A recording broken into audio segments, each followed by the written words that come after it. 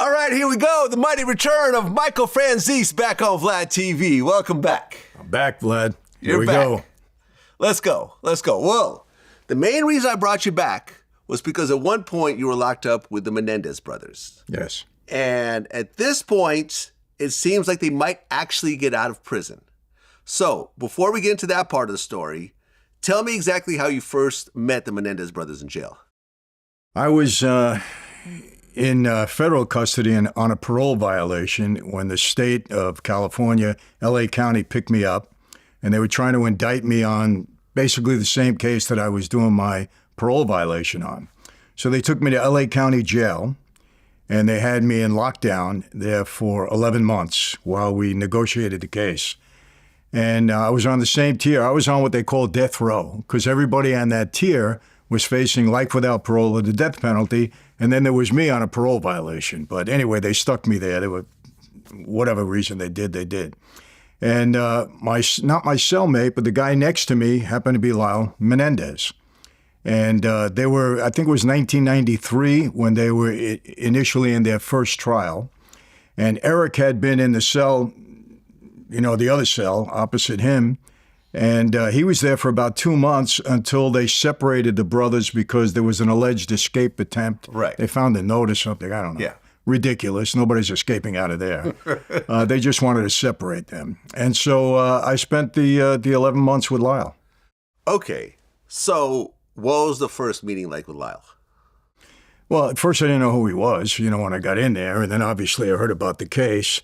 But, the setup there was some of these lockdown areas, they have, a solid door, and then some have bars. Well, in the old LA County Jail, they had bars. So you were able to see the guy next to you because we had it was a very short tier, and you had like glass, so you could see the reflection of the guy in the cell next to you. And so we just started talking, He asked me, what I was there for, which is something you never ask anybody, what are you in prison for? But he was young. And then we just started talking. And then over the course of 11 months, Lyle got a lot of visits, and I got a lot of visits. So we used to go out to the visiting room together, and we just got close in that regard. Well, that trial took years to actually make it into a courtroom. So during the time you were locked up together, that was before the trial ever started. I think, if I remember, he was going through the first trial. Oh. Yeah, the one that ended up in a hung jury. Oh, so you were locked up with him during that part? Yes. Okay, and this was OJ before OJ? Just before OJ, yes. Exactly, because this was like the trial of the century before OJ popped up and took that title. So there was all this media attention. It was crazy during that time. Yes. 'Cause I remember, I'm old enough to remember this whole situation. So was he like the most famous person in that jail at that point?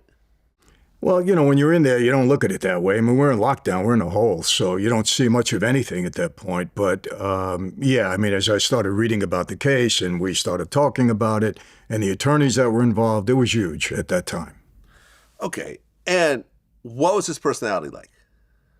He was a kid. He was 20 years old. So he was, I seen different emotions with him. At times he was scared.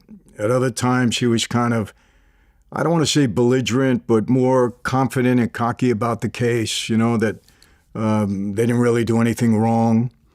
But, the bottom line on all of this is that he did finally talk to me about the abuse with his father. And I believe it. I think he was sincere. He didn't come out with this the first day, but as time went on, he started talking to me about it. And I believed it was very sincere. I mean, he was scared of his dad. There was no question about that. The way he talked about his dad was, ruled with an iron fist over him and his mother and his entire family. So he brought that out. I mean, he was scared of the guy.